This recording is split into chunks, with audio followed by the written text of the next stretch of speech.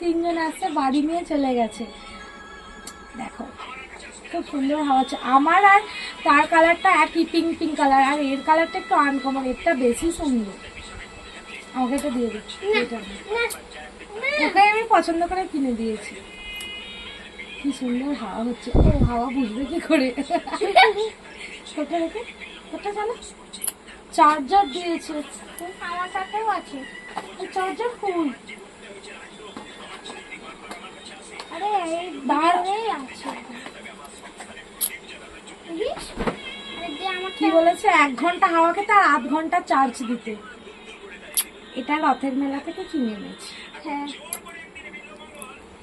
সুন্দর হাওয়া, কিন্তু কতদিন আমাদের ঠিক এর কতদিন টিকে তোমাদেরকে জানাবো আমি।